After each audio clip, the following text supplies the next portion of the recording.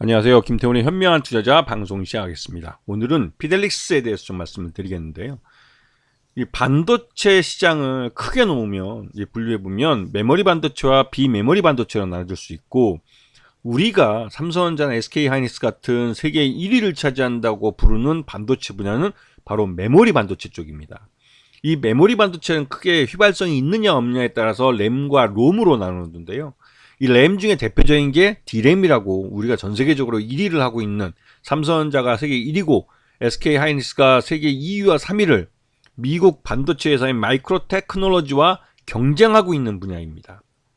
그리고 그 비발성 롬 중에서도 이 프레시 메모리라고 있는데요. 이쪽도 삼성전자가 세계 1위를 하고 있고 SK하이닉스가 세계 2위를 차지하고 있는 분야인데, 이 분야에 이 메모리 반도체 시장의 가장 큰 시장목을 차지하는 부분을 우리나라 한국 기업들이 대부분 차지하고 있죠.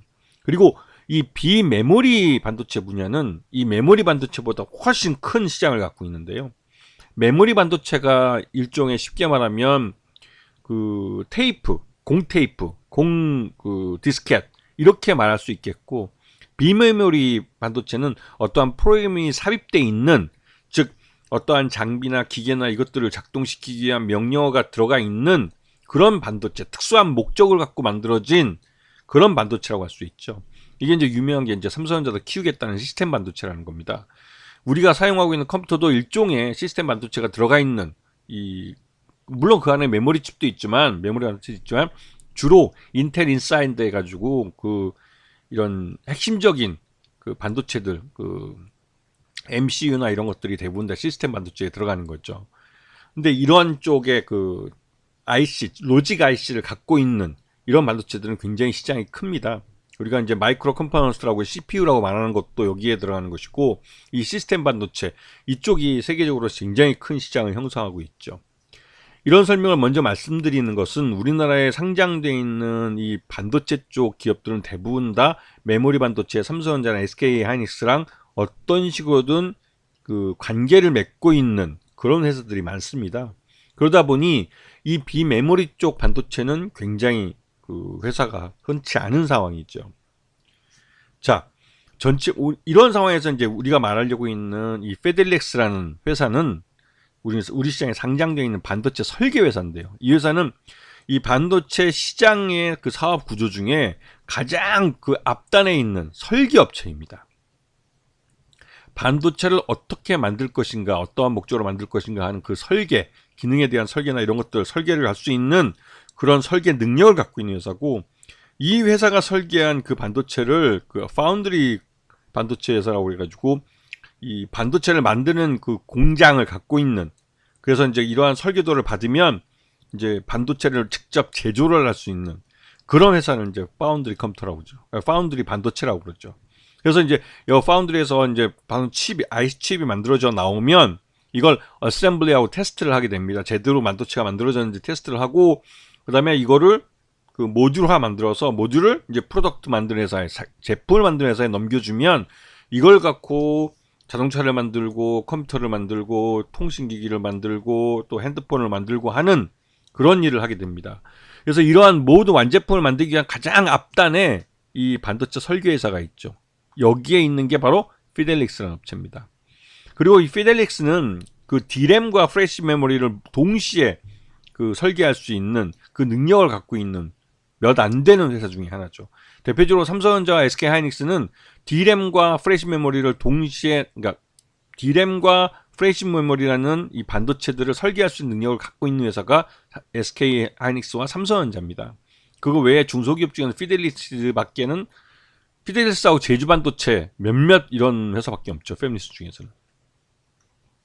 그래서 이 피델렉스의 고객은 전 세계적으로 많은데 특히 대표적으로 삼성전자도 있고요. 그다음에 자동차 전장 반도체로 유명한 르네삭스도 바로 이 피델렉스의 고객사입니다. 그 외에 중국 업체도 있고, LG는 당연히 반도체가 없으니까 직접 하지 못하기 때문에 피델렉스한테 주요 그 오다를 줘서 일을 하고도 하고, 그 애플을 대리 생산해주는 이 폭스콘이라는 회사, 여기 고객사이기도 합니다. 그리고 당연히 뭐 마이크론도 여기 고객사이기도 하죠. 자, 지금 피델렉스는 설계만 하는 회사이기 때문에 매출 외형은 그렇게 크지는 않습니다. 지금 3분기까지 399억 정도 매출을 했는데요. 이게 대부분 다 모바일 어플리케이션용 메모리 반도체 쪽에서 나온 겁니다. 이게 이쪽은 대부분 다 중국 쪽하고 거래를 많이 하죠. 자, 그리고 지금 현재 399억의 매출액 중에 이거는 작년 동기 대비해서 굉장히 줄어든 모습인데요. 이렇게 줄어들게 된 이유는 다른 무엇보다도 중국 쪽 그러니까 고객사인 중국의 경기가 별로 좋지 않기 때문에 중국이 이 반도체 쪽이나 이런 전기전자 쪽이 이 전체적으로 경기가 나쁘면서 생산량 자체가 줄어들기 때문에 그에 대한 오다도 적게 들어왔기 때문에 이렇게 낮아진 겁니다. 그래서 이제 매출 외형이 줄어들었고, 그럼에도 불구하고 이렇게 줄어든 매출 외형에서 영업 손실은 낮지만 그래도 전체적으로 이제 단기 순이익을 낼 수 있는 그런 구조는 갖고 있는 회사죠. 네. 자, 그리고 최대주 특수관계인들 보게 되면 동신반도체라고 중국 업체가 최대주로 올라 있습니다. 이 동신반도체는 중국 최대 반도체 회사 중에 하나인 SMIC하고 전략적 제휴를 맺고 있어서 자연스럽게 피델릭스도 중국 SMIC와 전략적 제휴 관계를 맺게 된 거죠.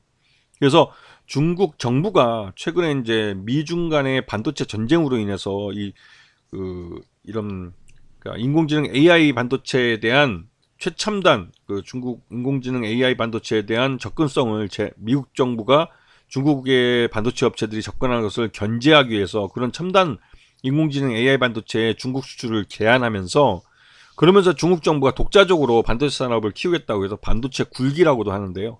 거기에 한 55조 원의 그 투자금을 만들어 놨습니다. 당연히 이 돈은 SMIC에 투자될 수 있는 돈이고, SMIC에 투자가 되면 이 돈이 동신반도체를 통해서나 내지는 거래처인 직접 피델릭스한테 직접 투자되면서 이런 새로운 좀 발전된 그런 오다를 낼 수가 있는 거죠. 그래서 이 피델릭스는 중국 업체들과의 관계를 떠나서는 생각할 수 없습니다. 그래서 중국이 반도체 분야에 투자를 하면 피델릭스는 그 실적이 좋아질 가능성이 높아지는 거죠.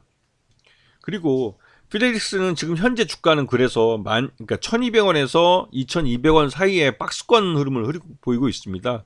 이렇게 박스권 안에 갇힐 수밖에 없는 게 주요 고객사가 주로 이제 지금은 이제 중국 기업들이기 때문에 중국 경기에 많은 영향을 받게 됩니다. 중국의 경기가 좋아지면 좋아질 수 있겠지만 중국 경기가 지금 우리나라 다음으로 좀 죽을 쓰고 있는 상황이기 때문에 중국에서의 오다나 이런 것들이 줄어들어서 피델릭스의 전체로 실적도 별로 부진한 상태고, 그러다 보니 당연히 좀 저평가되는 게 사실이죠.